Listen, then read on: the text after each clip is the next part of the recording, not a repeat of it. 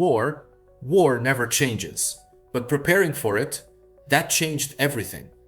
When the sirens wailed and the nuclear fire consumed the old world, a select few retreated into the underground sanctuaries known as vaults. To the public, these massive bunkers were miracles of engineering, designed by the Vault-Tec Corporation to preserve the American way of life until the radiation cleared. They were sold as Project Safe House, the ultimate insurance policy for humanity. The marketing was everywhere. Billboards depicted smiling families emerging from underground havens into a pristine future.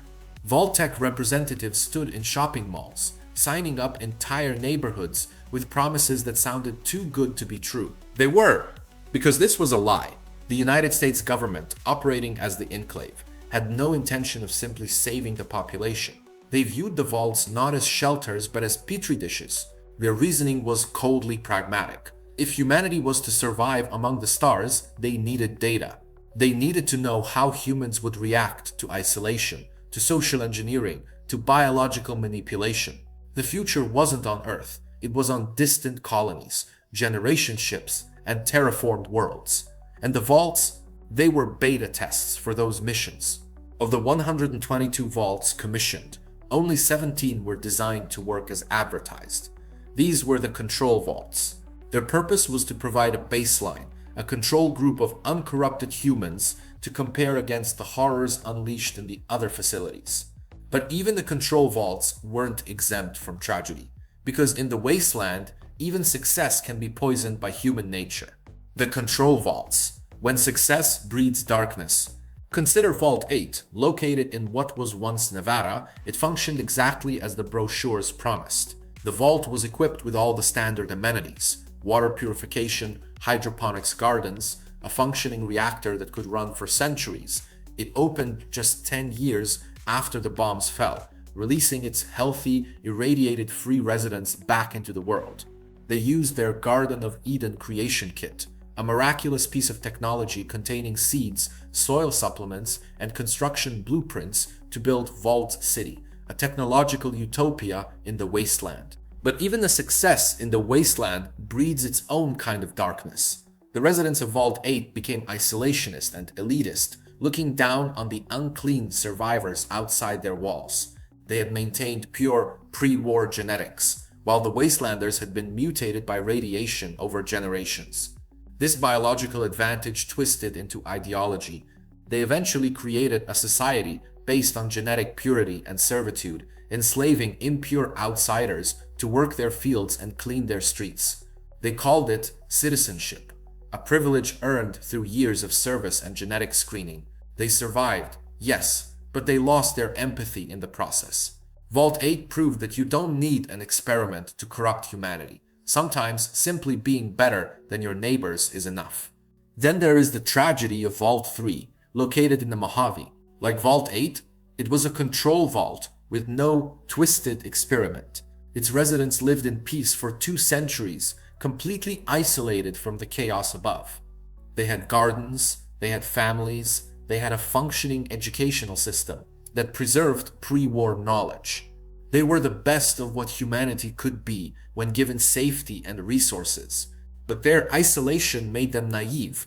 When a water leak in the vault's aging infrastructure forced them to finally open their heavy steel door in the year 2020-81, they didn't find the world ready to be rebuilt. They found the Fiends, a gang of chem-addicted raiders who had turned the areas around Vegas into a war zone. The Fiends were desperate, violent, and looking for shelter from rival gangs. The residents of Vault 3, having never known war, welcomed the raiders with open arms, hoping to trade. They offered food, medicine, and shelter. In return, they asked only for news of the outside world and perhaps some protection. They were slaughtered to the last man, woman, and child. The Fiends took everything: the vault, the supplies, and the lives of people who had survived nuclear apocalypse, only to die because they couldn't recognize evil when it knocked on their door. Today, Vault 3 is a tomb, its clean corridors splattered with blood and graffiti, a grim reminder that in the Wasteland, innocence is a death sentence. The irony is crushing. Of all the Vault 3 was one of the few that worked exactly as intended. Its residents emerged healthy, educated, and optimistic. And because of that, they died. The democracy of death. Vault 11. But if the control vaults were tragedies of circumstance, the experiment vaults were tragedies of design, and few were as cruel as Vault 11. Located in the Mojave Wasteland, Vault 11 was a social experiment designed to test the human capacity for sacrifice and the corrupting nature of authority. The experiment was born from a question that obsessed the Enclave's behavioral scientists. How long would people follow an immoral order before they rebelled? What was the breaking point between obedience and resistance? Upon entering, the residents were given a simple, chilling directive by the main computer. Once a year, the population had to democratically elect one of their own to be the overseer. But in Vault 11, being overseer wasn't an honor. It was a death sentence. The computer explained that at the end of their one-year term, the overseer would be sacrificed, executed in a sealed chamber deep in the vault. If the vault refused to offer a sacrifice, the computer would shut down the life support systems, killing everyone. The math was simple: one dies or everyone dies. The residents were trapped in a utilitarian nightmare: kill one to save the many. For years, the system worked. The fear of death drove the society into a paranoid frenzy.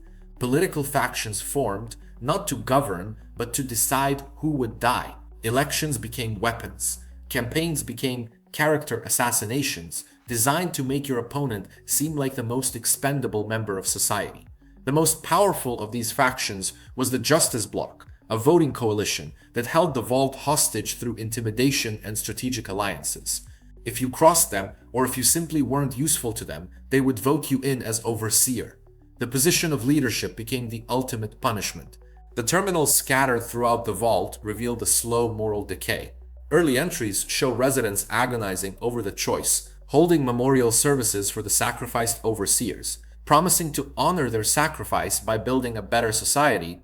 But within a decade, the entries become colder, more calculating. We can't afford to lose our best engineers. The elderly should volunteer. They've lived full lives. The language shifts from tragedy to transaction. The corruption reached its breaking point with the story of Catherine Stone. The Justice Bloc members, drunk on their power, threatened to vote for her husband, Nathan, unless she performed sexual favors for them. Catherine complied, desperate to save the man she loved. She endured months of abuse, believing that her sacrifice would keep Nathan safe. But the Bloc, cruel and power-hungry, voted for Nathan anyway. They had lied. He was marched to the sacrifice chamber and killed. Catherine heard his screams echo through the ventilation system. Broken and vengeful, Catherine Stone took drastic action. She began murdering the members of the Justice Bloc one by one. She didn't use stealth or subtlety. She shot them in the atrium during meals, in the hallways during shifts. She wasn't trying to hide her crimes. She was trying to get caught. She knew that in Vault 11, the punishment for being a murderer was to be elected overseer. Her plan worked. She was voted into office, and as her first and final act as overseer, she dissolved the voting system entirely. She replaced the democracy of death with a random lottery. No more campaigning, no more blocks, just blind, terrifying chance. This change sparked a civil war. The residents, terrified of the lottery, of the idea that even good people could be randomly selected, turned on each other. The Justice Bloc loyalists attempted an armed coup to seize control of the computer mainframe and restore the voting system that at least gave them control. The resistance fighters believed that everyone should refuse to participate, that the computer was bluffing. The resulting battle destroyed the vault society. Plasma fire scarred the walls. Entire families were wiped out in the crossfire. When the smoke cleared, only 5 survivors remained. These 5 stood at the entrance to the sacrificial chamber. The computer demanded a name, but after seeing their friends, families, and society torn apart by the fear of death, after decades of killing to survive, they made a choice. They refused. They told the computer that they would not send another person to die. They prepared for the life support to fail. They prepared for the end. But the lights didn't go out. Instead, the computer played a pre-recorded message. Congratulations, citizens. You have decided not to kill one of your own. You have chosen to walk away from the machine. You have passed the test. The experiment of Vault 11 wasn't about sacrifice. It was about disobedience. Vault-Tec wanted to see how long a population would blindly follow an immoral order before they said no. The answer was nearly a century, 96 years of annual executions. 96 people died for nothing. The tragedy of Vault 11 isn't that they died, it's that they killed for nothing. The realization broke the survivors completely. The audio logs reveal their final moments. One survivor, Roy Gottlieb, recorded himself speaking, "We've been killing each other for nothing. God, we've been killing each other for nothing." The despair in his voice is palpable even 2 centuries later. As you explore the vault today, you find 4 skeletons in the entrance hall, lying near pistols, overcome with guilt and the absurdity of their existence. 4 of the 5 committed suicide right there on the floor, unable to face the wasteland with the weight of their history.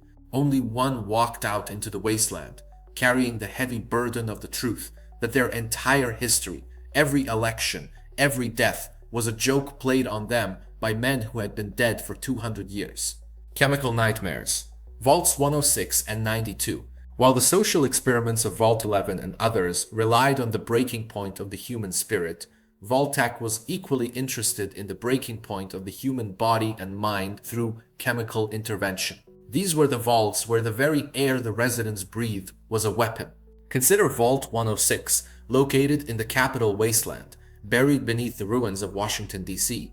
On paper, it appeared to be a standard shelter. The population was prepared for a long wait underground. They were blue-collar workers, office clerks, teachers, ordinary Americans who thought they'd won the lottery when their applications were approved. However, the overseer had a specific set of instructions that were kept secret from the general population, sealed in a terminal that only he could access. 10 days after the vault door sealed, just enough time for the residents to settle in and believe they were safe, just enough time for families to unpack their belongings, and for children to start making friends, psychoactive drugs were pumped into the air filtration system. There was no warning, there was no control group within the vault. Every man, woman, and child was exposed to a potent, weaponized hallucinogen designed to induce paranoia and psychosis. The compound was a derivative of LSD combined with synthetic compounds that enhanced aggression and fear responses. The results were immediate and catastrophic. The residents didn't just lose their minds, they turned on one another in a frenzy of chemically induced violence. The terminals tell a fragmentary story, each entry more incoherent than the last. A teacher writes about seeing her students transform into demons. A security guard reports shooting what he believed was a Chinese infiltrator, only to discover later it was his own brother. A mother describes barricading herself and her children in a storage closet, listening to the screams in the hallways, watching shadows dance under the door crack. Within weeks, the social structure completely collapsed. There was no government, no order, only survival, and the gas never stopped. The automated systems continued to pump the hallucinogen through the vents, generation after generation. When you explore Vault 106 today, 2 centuries later, the air is still thick with the gas, a faint blue haze that shimmers in your peripheral vision. The descendants of the original survivors are still there, pacing the rusted corridors, driven completely insane by generations of exposure. They are not mindless zombies, but tragic victims of an experiment that never had an off switch. Some still wear the tattered remains of vault suits. Some move in ways that suggest muscle memory, walking patrol routes, sitting in dining areas at mealtimes, ghosts of routine from a life that ended centuries ago. As you traverse the vault, you begin to experience the effects yourself. The screen blurs and warps. You see ghostly figures, echoes of the past, or perhaps just your brain trying to make sense of the poison you're breathing. You see flickers of the vault as it was, children playing in the atrium, scientists discussing their research, families eating dinner together. These visions fade as quickly as they appear, replaced by the grim reality of corroded metal and decay. Vault 106 wasn't testing a cure or developing a weapon for use against enemies. According to classified Vault-Tec documents found elsewhere in the Wasteland, it was testing how quickly a population could be incapacitated through airborne agents in a closed environment, data useful for designing non-lethal crowd control in confined spaces like space stations or generation ships. A more subtle, but perhaps more sinister approach to mind control was conducted in Vault 92, located in the capital Wasteland. This facility was marketed to the world's cultural elite as a sanctuary for the arts. Vault-Tec invited the greatest musicians, composers, and artists of the age to seek refuge there, promising that their talent would be preserved for the future of humanity. The Vault's promotional material featured images of practice rooms, recording studios, and performance halls. It sounded like a noble endeavor, an arc for the arts, ensuring that humanity would emerge from the apocalypse with its soul intact. But the true purpose of Vault 92 had nothing to do with music. It was a testing ground for the white noise experiment, a classified military project that sought to create sleeper agents through subliminal conditioning. The Vault was equipped with a sophisticated sound system that played white noise throughout the facility, in the practice rooms, in the dormitories, in the common areas. The residents were told this was to create optimal acoustic dampening for their performances. Hidden within that static were subliminal messages tailored to suggestive programming. The audio contained embedded voice commands, subsonic frequencies that bypassed conscious thought, and binaural patterns that altered brainwave states. The goal was to see if combat commands could be implanted into the subconscious minds of the residents, effectively turning peaceful artists into sleeping super soldiers who could be activated with a trigger phrase. The experiment progressed in stages. First, simple commands, obedience to authority, increased aggression during specific audio cues. The scientists monitored the results through hidden cameras and psychological evaluations disguised as routine health checks. Early reports showed promise. The musicians became more disciplined, more aggressive in their performances, more responsive to direction. But the tragedy of Vault 92 is that it worked too well. As the conditioning intensified, the programming destabilized the minds of the musicians. The brilliant violinists and pianists began to suffer from severe aggression and hallucinations. They heard voices in the music, commands to kill, to destroy, to purge the unworthy. Some residents began to suspect the truth, noting the correlation between practice sessions and their deteriorating mental states. A violinist named Professor Malleus left increasingly paranoid logs, convinced that the vault was singing death into their minds. The experiment spiraled out of control when the aggression parameters were cranked too high during a particularly ambitious conditioning sequence. The trigger was accidentally broadcast vault-wide during a concert rehearsal. The effect was instantaneous and catastrophic. The musicians, their minds finally breaking under the cumulative weight of months of subliminal assault, turned on each other with their instruments, with their hands, with whatever they could find. The scientists in the observation rooms sealed themselves in, but the musicians had become unnaturally strong, driven by psychotic programming that overrode pain and fear. The terminals in the overseer's office paint a horrific picture. The lead scientist, Dr. Stanislaus Braun's colleague, Dr. Malleus, recorded his final observations. The subjects have exceeded all aggression projections. They are no longer responding to countermanding signals. The white noise has become their reality. We have created something beyond soldiers. We have created monsters who hear only death. The silence of the grave eventually replaced the music they were meant to save. Today, Vault 92 is a mausoleum of broken instruments and broken minds. Sheet music litters the floors, splattered with decades-old blood. In the practice rooms, you can still hear the faint hiss of the white noise system, now broken and playing only fragmented static. But even that is enough to make your head ache, to make you hear whispers at the edge of perception. Biological horrors, Vaults 87 and 22. If Vault 92 was a surgical knife applied to the mind, Vault 87 was a sledgehammer taken to the body. This vault is the birthplace of one of the Wasteland's greatest terrors, the super mutants.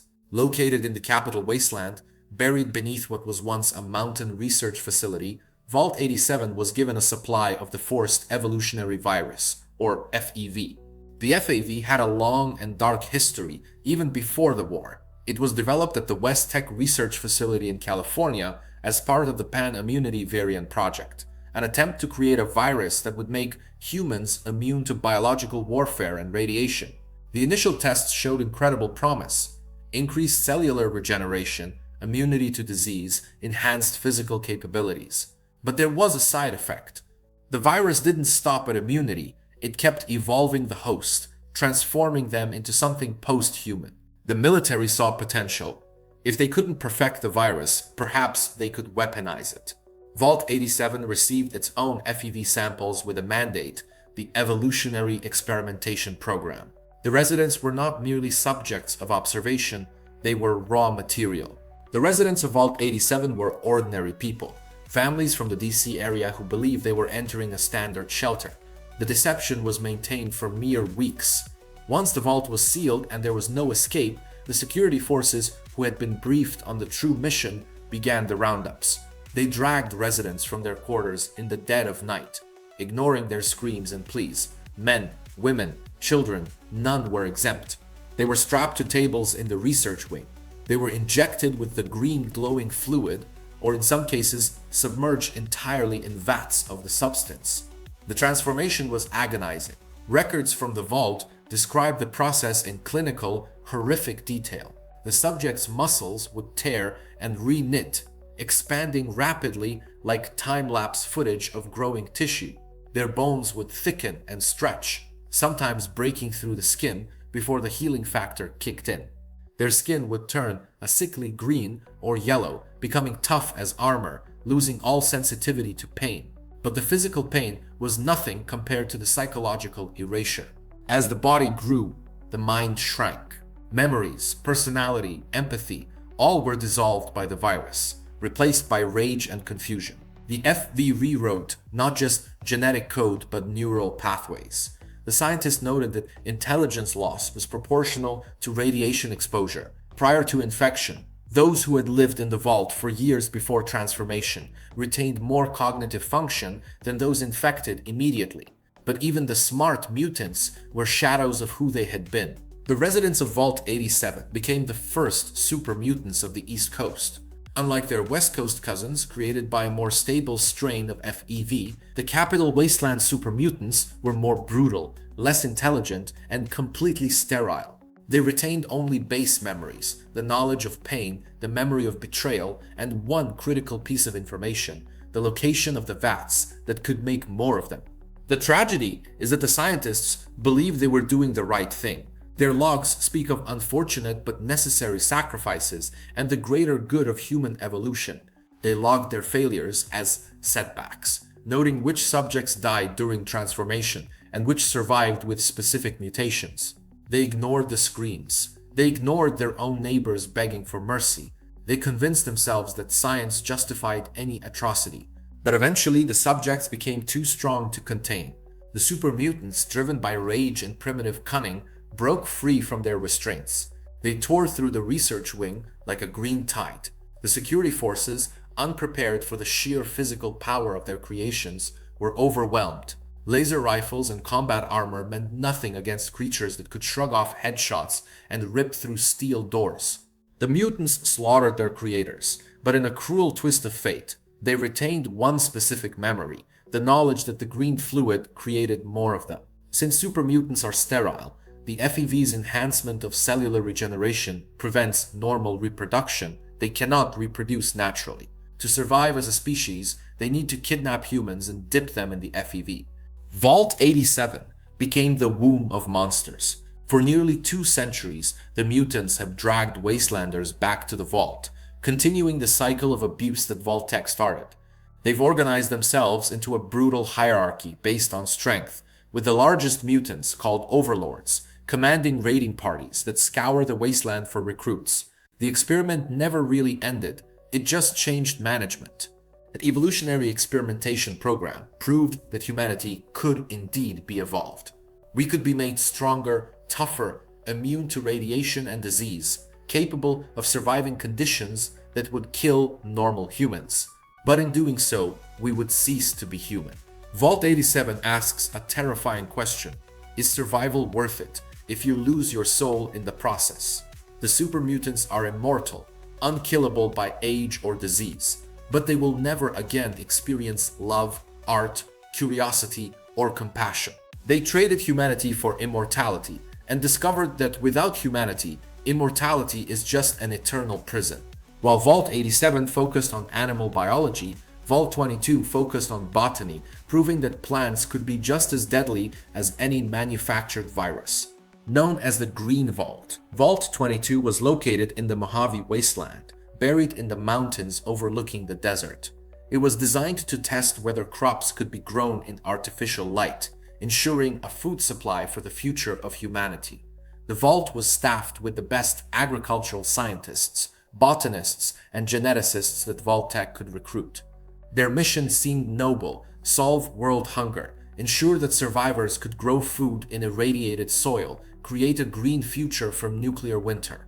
The scientists inside succeeded beyond their wildest nightmares. They experimented with a genetically modified fungus called Beauveria mordicana. In nature, Beauveria is an entomopathogenic fungus, meaning it infects and kills insects. The scientists believed they could weaponize this characteristic to protect their crops from pest infestations without resorting to chemical pesticides. They modified the fungus to be more aggressive, to reproduce faster, to be more adaptable to different environments. However, the fungus was highly adaptive, far more than they anticipated. It didn't just infect insects, it jumped species. First, it infected the plants themselves, forming a symbiotic relationship that accelerated growth to unnatural speeds. The scientists celebrated this development, noting in their logs that crop yields had increased by 300%. But the fungus wasn't done evolving. It began to infect mammals. The first signs were subtle. A researcher complained of a persistent cough in her weekly medical report. Then came the fever.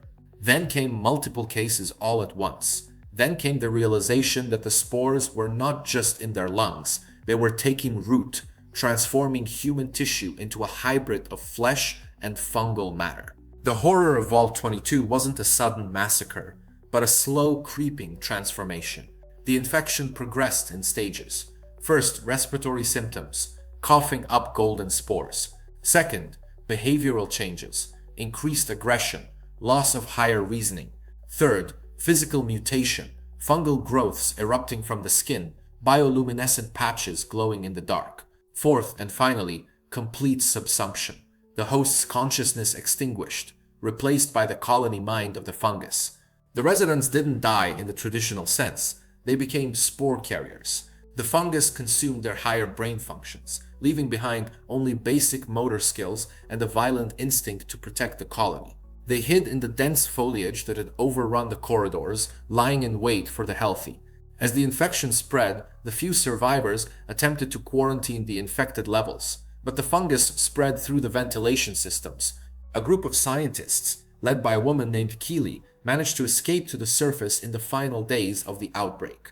They traveled to the nearby settlement of Zion Canyon, hoping to find refuge, but they carried the spores with them. The infection spread to the local tribes, creating a new outbreak that persists to this day. Vault 22's nightmare didn't stay contained. It spread across the wasteland, proving that some experiments can never be truly locked away. Today, Vault 22 is a silent, overgrown tomb. The walk in the park is a death trap. The 5 levels of the vault have been completely overtaken by mutated plant life, massive ferns, bioluminescent fungi, and carnivorous plants that snap at anything that moves. The air is thick with golden spores that glitter in the dim light, filtering through cracks in the ceiling. Beautiful and deadly. The experiment succeeded in a twisted irony. Life did find a way to survive the apocalypse. It just didn't include humanity. The plants of Vault 22 are the masters now, and the former residents are merely the soil in which they grow, shambling through the undergrowth, waiting for new hosts to join the colony. Cloning gone wrong, Vault 108. Perhaps the most bizarre of the biological experiments took place in Vault 108, located in the capital Wasteland. This vault was designed to study leadership and power vacuums, but it is remembered for only one thing: Gary. The experiment was threefold, each element designed to create maximum social instability. First, the vault was assigned an overseer who was known to have a terminal illness, pancreatic cancer, and would die within months of sealing the door. This ensured a leadership crisis would occur early. Second, the power supply was deliberately designed to fail after 20 years, creating resource scarcity and forcing difficult decisions. Third, and most controversially, the vault was equipped with a cloning laboratory, one of only 3 such facilities ever installed in a Vault-Tec shelter. The cloning lab was a marvel of pre-war technology, capable of producing a full-grown human clone in approximately 6 months, using a combination of rapid growth hormones and genetic templates. The official purpose was to test whether cloning could be used to replenish population in the event of catastrophic casualties. The unofficial purpose, as always, was more sinister. Vault-Tec wanted to observe how a society would react to the sudden presence of artificial humans, individuals with no childhood, no family bonds, and potentially no rights. As the systems failed and the leadership crumbled following the overseer's predicted death, the vault descended into chaos. Food production slowed as hydroponic systems lost power. The backup generators couldn't support the full population. Fights broke out over rations. It was during this crisis that one of the vault scientists proposed a solution. Use the cloning lab to create workers who could maintain the failing systems. They cloned a man named Gary.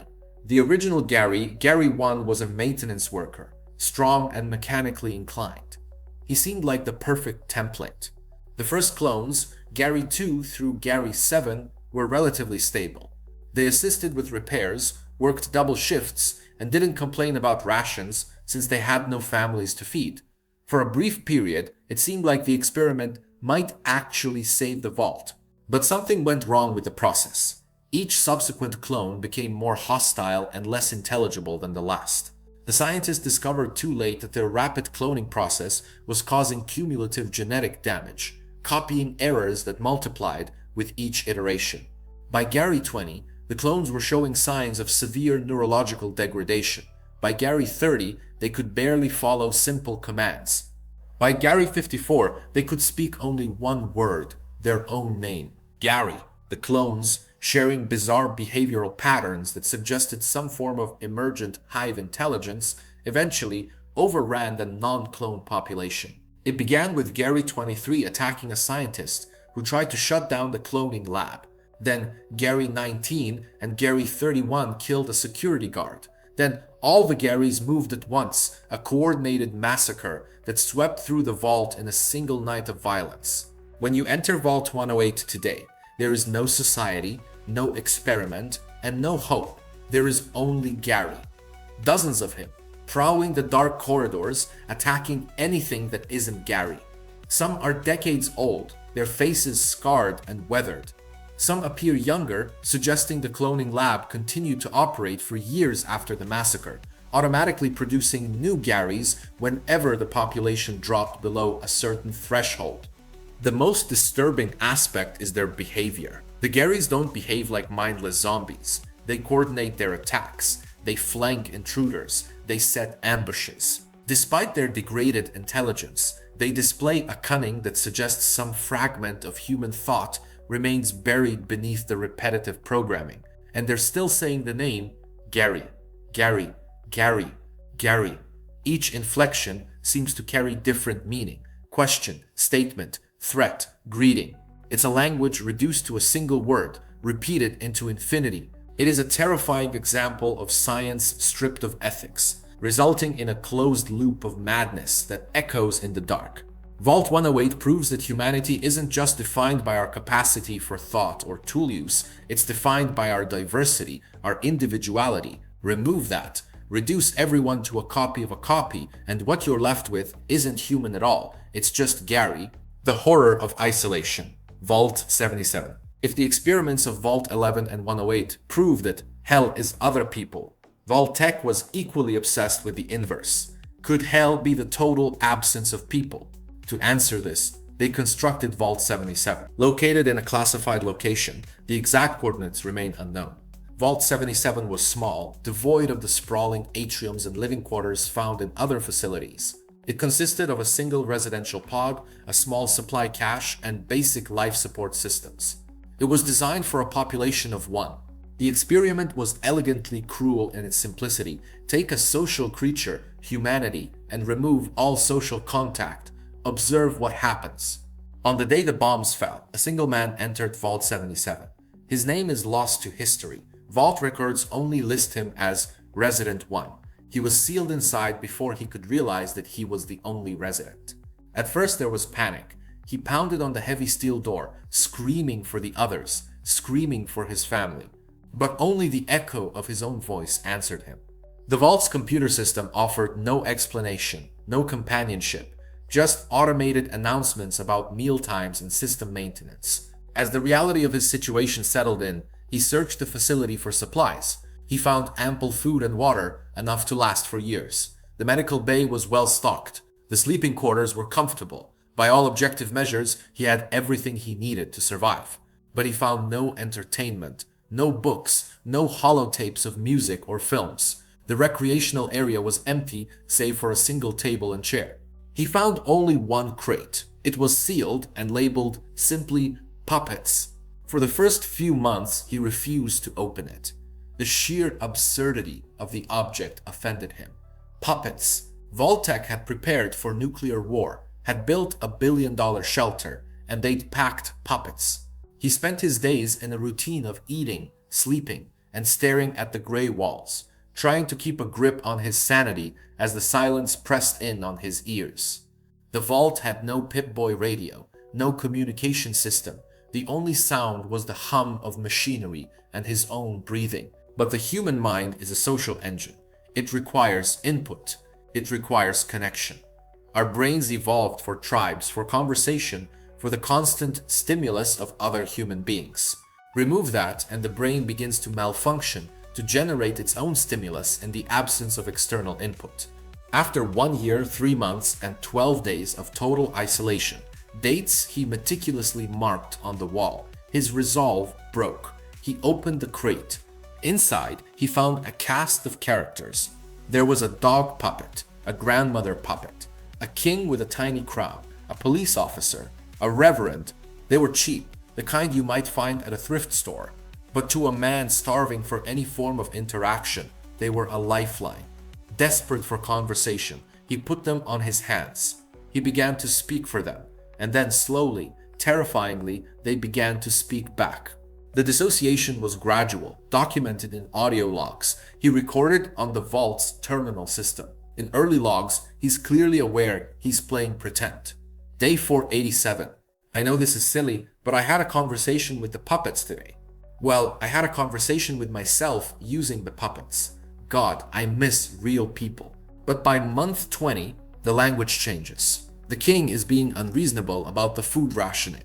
He wants a larger portion because of his royal status. I tried to explain that we're all equal down here, but he wouldn't listen. By month 30, grandmother made an excellent point about the ventilation system during dinner. He started attributing distinct personalities to the puppets.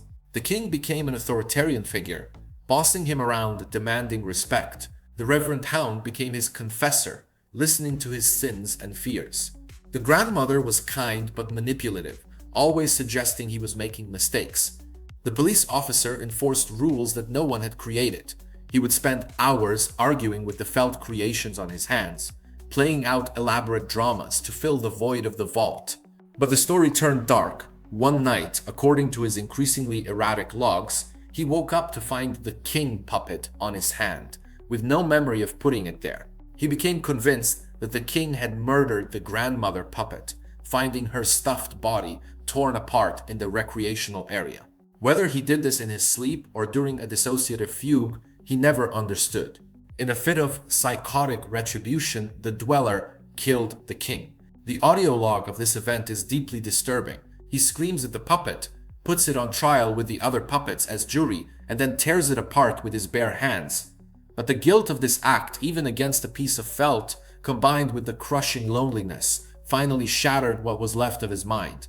The realization that he had murdered a puppet broke whatever psychological barrier remained between delusion and reality. He managed to force the vault door open. The manual override required superhuman effort, and his fingers were broken in the process and fled into the wasteland. He did not leave the puppets behind.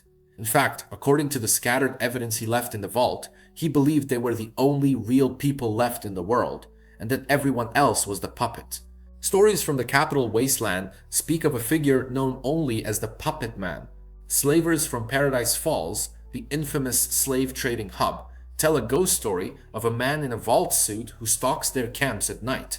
They say he wears a puppet on his hand, and that the puppet gives the orders. They say he strikes from the shadows, leaving behind only bodies and the eerie laughter of a man who forgot how to be human.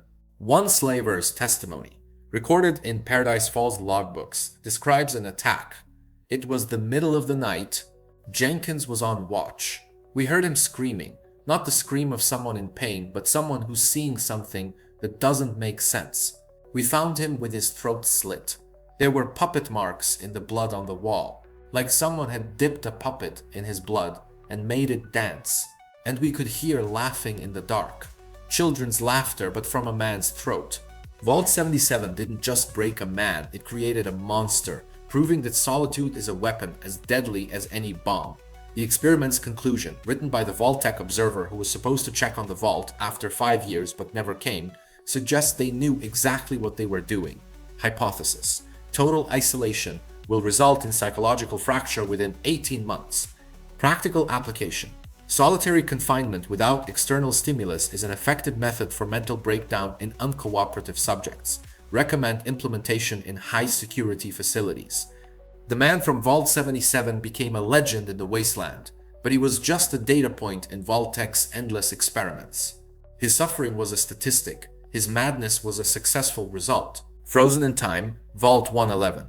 While Vault 77 explored the horror of being awake in a dead world, Vault 111 explored the horror of never waking up at all. Tucked away in the hills above Sanctuary in the Commonwealth, Vault 111 was marketed to the local residents as a state-of-the-art shelter. The residents of Sanctuary Hills were specifically chosen. They were veterans and their families, people who had served their country and were deemed worthy of salvation.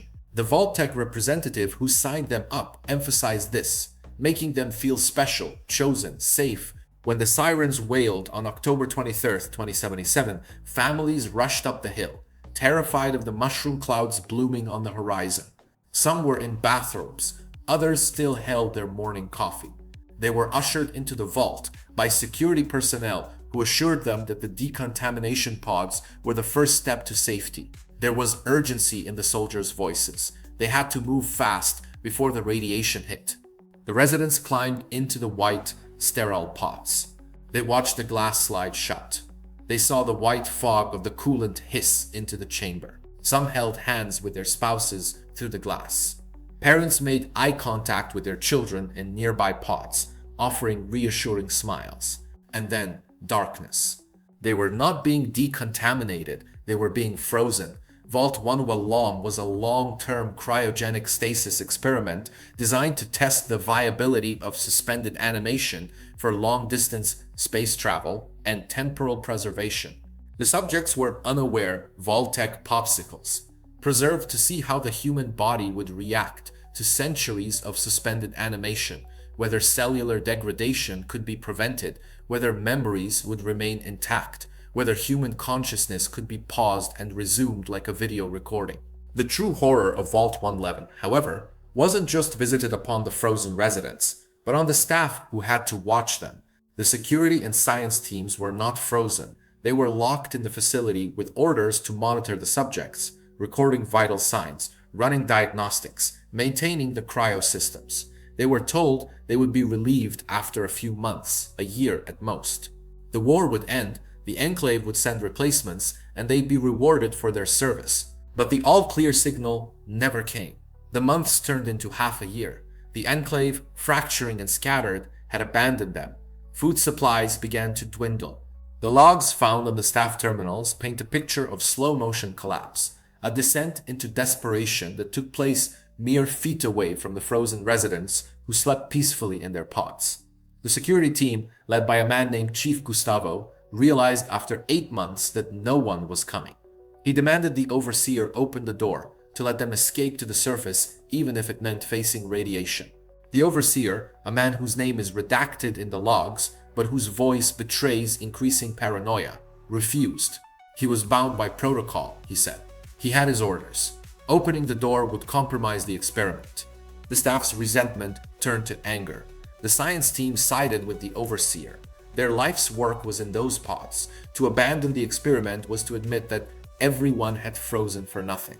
But the security team had families on the surface. They wanted out. The overseer ordered the staff to hand over their food and weapons, consolidating them in the command center under his control. He claimed it was for efficient distribution. It was a power grab. A mutiny ensued. The security logs describe a tense standoff, then a firefight in the vault's corridors, laser weapons and plasma fire scarring the walls. In the chaos, someone, it's never clear who, damaged the life support systems for the staff sections of the vault.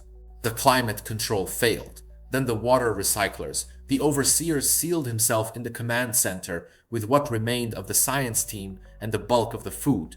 The security team, trapped in the lower levels, slowly starved. The final entry in Chief Gustavo's terminal is dated 180 days after the door sealed.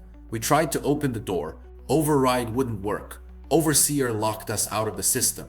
Thompson died yesterday. Haven't eaten in 4 days. I can hear the cryopods humming through the walls. All those people sleeping like babies while we're dying down here. This is what we get for following orders. They died in the dark, just feet away from the silent, frozen residents they were meant to guard. The overseer and his loyalists lasted longer, rationing their supplies, but eventually they too succumbed to starvation, to infighting, or simply to the realization that they were entombed alive. For 150 years, the vault was a tomb. The only sound was the humming of the cryopods, maintained by automated systems that cared nothing for the corpses in the hallways. Then, in the year 2027, the silence was broken. Mercenaries from the Institute, the Commonwealth's secretive underground organization of scientists, breached the vault. They were led by the ruthless Conrad Kellogg, a man augmented with cybernetics that made him faster and stronger than any normal human. They weren't there to save the residents. They were there to harvest genetic material. The Institute needed a pure human, someone untouched by 2 centuries of wasteland radiation, someone whose DNA was pre-war perfect. They thawed the pod of the resident designated S733, later known as the sole survivor, husband, wife, and infant child, Sean, all in the same family unit. Kellogg's orders were specific: acquire the child. The adult was expendable. In a few brutal seconds, as the sole survivor watched through the glass of their spouse's pod, helpless and frozen, Kellogg murdered their spouse with a single gunshot. He took the infant Sean. The baby's cries echoed through the vault as Kellogg carried him away. Then, with cold indifference, Kellogg re-engaged the cryo sequence for the sole survivor's pod. The ice crept across the glass. The survivor pounded on the interior, screaming, but their movements were already slowing as the temperature plummeted. The survivor was forced back into the nightmare sleep, trapped in a frozen hell, conscious enough to witness the tragedy, but powerless to stop it. And there they remained for 60 more years. Their last waking memory, the murder of their spouse and the kidnapping of their child, played in an endless loop in their frozen consciousness. When the system finally failed in 2287, a power fluctuation caused by radar activity on the surface damaged the vault's reactor. The sole survivor emerged into a world that had moved on without them. 210 years had passed. Everyone they knew was dead. Their house was a ruin. Their neighborhood was a radioactive crater. Their son, if he still lived, would be over 60 years old. They were a relic, a ghost from a dead era, the only successful result of an experiment that cost everyone else their lives. Vault 141 stands as a monument to Vault-Tec's ultimate apathy. To them, human lives were nothing more than data points to be paused, rewound, or deleted at will. The residents of Sanctuary Hills thought they were the lucky ones. They thought they'd been saved, but they'd actually been sentenced to a fate worse than nuclear fire. They'd been erased from time itself, their lives frozen at the moment the world ended, forever trapped between the past and a future they could never truly join. Virtual Hell Vault 112. We have seen vaults that froze time, vaults that mutated the body, and vaults that poisoned the mind. But Vault 112 asked a different question. What if you could leave the broken world behind entirely? What if you could live forever in a perfect dream? Buried beneath a nondescript garage in the capital Wasteland, a location so mundane that most Wastelanders walk past it without a second glance, lies the personal project of Dr. Stanislaus Braun, the director of the Vault-Tec preservation program and the genius behind the Garden of Eden creation kit. Braun was one of the most brilliant minds of the pre-war world, a man whose innovations saved millions of lives through his work on water purification and crop enhancement. He was also a sociopath. Vault 112 was equipped with Tranquility Lane, a virtual reality simulator that represented the cutting edge of pre-war technology. The system was designed to keep human consciousness active in a digital environment while the body remained in stasis, a solution to the psychological problems of cryogenic freezing or long-term space travel. The residents entered suspension pods, their bodies kept alive by machines while their consciousness was uploaded into a computer simulation via neural interfaces. The simulation was designed to be an idyllic, pre-war American suburb, a place of white picket fences, friendly neighbors, and eternal sunshine. Tranquility Lane was meant to be a paradise, a place where residents could live a full, happy life, while their bodies waited out the centuries in safety. Families could grow old together in the simulation, then have their memories wiped and restart, living 1,000 lifetimes while only years passed in the real world. It was supposed to be paradise, but because Braun was in control, it became a prison. Braun entered the simulation with them, taking the avatar of a little girl named Betty, a deliberate choice that allowed him to mask his authority behind an appearance of innocence. With absolute control over the virtual reality, he became a god. And like a bored child with an ant farm, he began to play. For 200 years, Braun tortured the residents of Tranquility Lane. He would kill them in creative, horrific ways. He created a persona called the Pint-Sized Slasher, a child-sized maniac with a kitchen knife who stalked the streets at night, butchering the residents in their beds. He would simulate Chinese invasions, forcing the residents to experience the terror of nuclear war over and over. He would orchestrate elaborate social scenarios designed to humiliate or destroy relationships. He would whisper ideas into residents' minds, turning them against each other. Then, after days or weeks of torture, he would simply reset the simulation. The residents would wake up with their memories wiped, forced to live out the nightmare again and again, unaware that they were trapped in a loop of eternal suffering. Their personalities began to erode, worn down by countless deaths and rebirths. Some residents developed fragments of memory that persisted through the resets, a vague feeling that something was wrong, a sense of déjà vu that they couldn't explain. The terminals in the vault, accessible only by leaving the simulation, reveal Braun's thought process. He writes like a child reviewing a video game.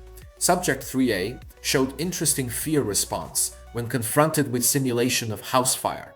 Repeated scenario 5 times with different variables. Boredom setting in. Need new scenario. There's no empathy, no recognition that he's torturing real people. To him, they're just entertainment. When the lone wanderer arrives in 2027 then, they find the residents' physical bodies in the real world. They are withered, atrophied husks lying in their pods, kept alive only by the machinery. Their muscles have wasted away from 2 centuries of disuse. Their skin is paper thin. They are no longer truly human. They are just organic components in Braun's twisted amusement park. The only way to free them is to destroy the simulation which kills them. Their bodies too far gone to survive outside the pods, or to force Braun to release them by beating his sadistic games. But even if you free them, the psychological damage is irreparable. They've died thousands of times. They've had their memories rewritten so many times that they no longer know what's real. One resident, freed from Tranquility Lane, immediately begs to be put back in, unable to cope with the permanent reality of the Wasteland after living in a malleable dream for so long. Vault 112 reveals the darkest truth of the Vault-Tec philosophy. When you give a human being absolute power and remove all consequences, they do not become benevolent. They become monsters. The perfect world of Tranquility Lane was worse than the irradiated wasteland above, because in the wasteland, at least death is final. At least suffering ends.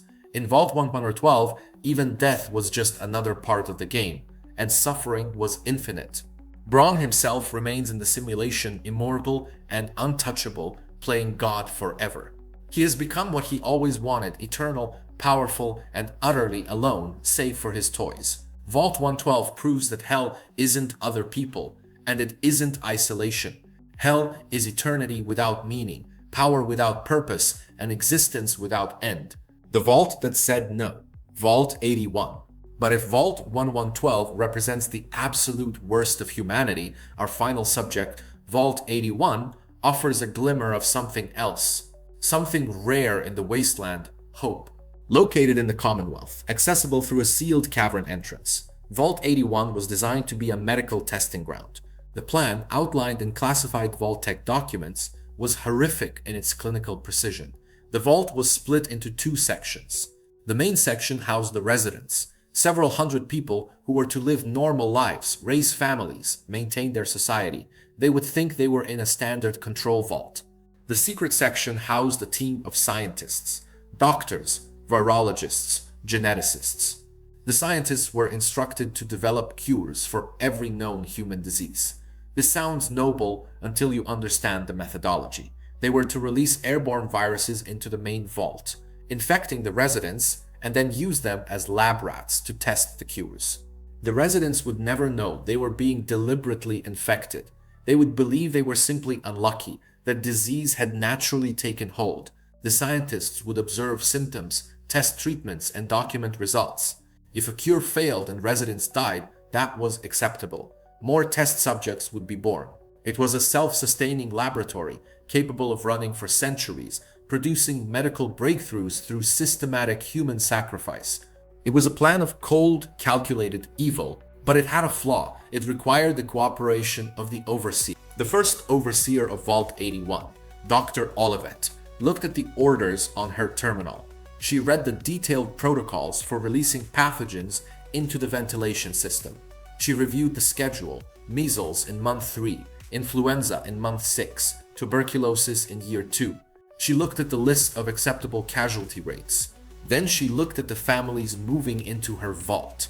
She watched children playing in the atrium, couples unpacking their belongings, elderly residents helping establish the medical bay. These were real people with names, hopes, and dreams. They trusted Vault-Tec. They trusted her.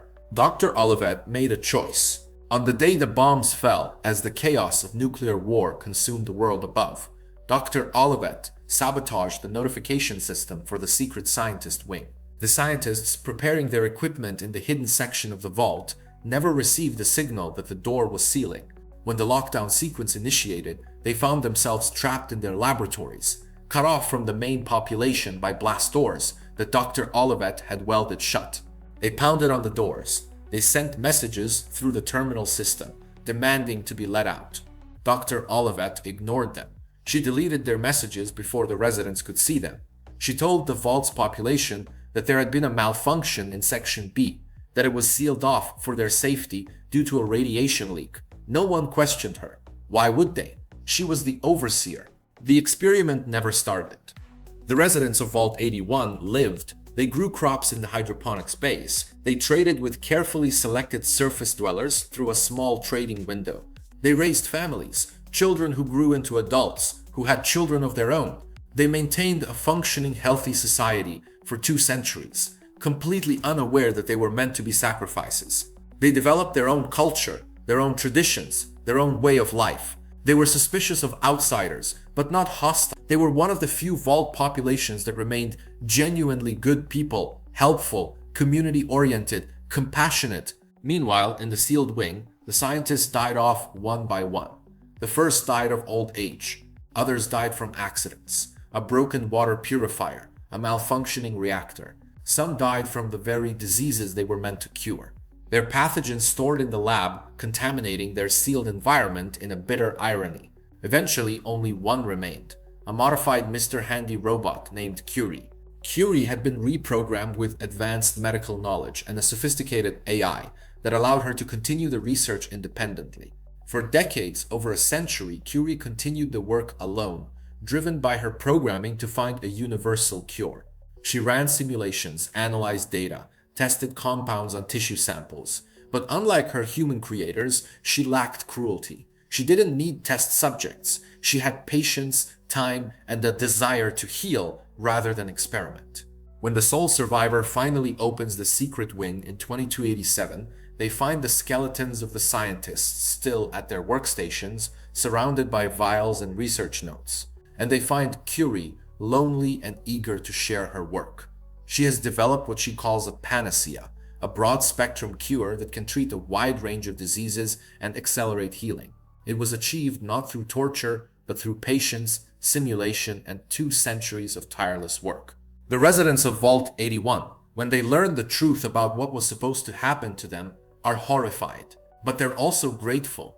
They owe their lives to one woman who refused to follow orders. Dr. Olivette's diary, found in the overseer's quarters, contains a final entry. I know Vault-Tec will consider this a failed experiment. I know I violated my contract, betrayed my orders, ruined their data. I don't care. I will not kill these people for science. I will not sacrifice children for research. If that makes me a failure, then I am proud to fail. Vault 81 stands as a testament to the power of one person saying no, because one overseer refused to follow orders. Hundreds of people lived. Generations of families thrived. A community flourished. It is the only vault where the experiment failed. And because it failed, humanity succeeded. Vault 81 proves that the system can be beaten, not with violence or revolution, but with simple moral courage. One person making one choice can change everything. In a world built on cruelty and exploitation, the most radical act is kindness. From the freezing tombs of Vault 111 to the hallucinogenic nightmare of Vault 106, from the sacrificial altar of Vault 111 to the cloning chaos of Vault 108, from the viral horrors of Vault 87 to the quiet dignity of Vault 81. The story of the vaults is not really a story about nuclear war. It is a story about us. It is a mirror held up to human nature when the laws of society are stripped away, when there are no consequences, no oversight, no accountability. What do we become? We see our capacity for unimaginable cruelty. The scientists who infected children with disease-laden air. The residents who executed their neighbors year after year. The corporations who sold safety while planning murder.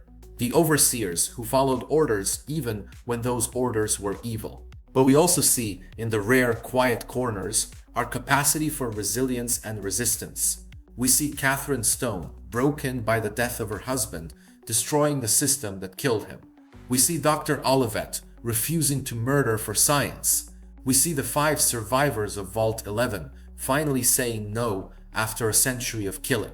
We see the lone survivor who walked away from the puppet man's vault, carrying the truth that even isolation couldn't completely destroy their humanity. The vaults were designed to save humanity, but perhaps the lesson they teach is that humanity isn't something you save in a jar. It isn't something you freeze or mutate or upload to a computer. Humanity is what happens between people. It is the messy, chaotic, beautiful struggle to survive together. It is the choice to be kind when cruelty is easier. It is the refusal to obey when obedience demands your soul. Vault-Tec believed they could control human nature, could predict and manipulate our behavior like variables in an equation. They were wrong. The experiments failed not because of technical errors, but because they fundamentally misunderstood what makes us human. We are not predictable. We are not controllable. We adapt. We resist. We surprise even ourselves. As the screens fade to black and the hum of the Wasteland wind takes over, remember this: the vaults may have been built to withstand the end of the world, but the only thing that can truly withstand the darkness is the light we keep for each other. In every vault that fell, there were people who tried to stop it. In every experiment that succeeded, there was someone who suffered. And in the rare vaults that survived intact, it was because someone chose compassion over compliance. The Wasteland is full of vaults, still waiting to be discovered, their doors sealed, their secrets locked away. Each one is a time capsule of humanity's darkest moments, but also of our greatest strengths. Because even in hell, people tried to be good. Even in isolation, they sought connection. Even when told to kill, some refused. War never changes, but we can. Sleep well, Wastelanders. And if you ever find yourself standing before a vault door, remember, What's inside isn't just the past, it's a question. What would you have done? Would you have followed orders? Would you have said no? Would you have been Dr. Olivet? Or would you have been one of the scientists pounding on the sealed door, demanding to be let out to conduct their experiments? The vaults ask us these questions still, and the Wasteland waits for our answers.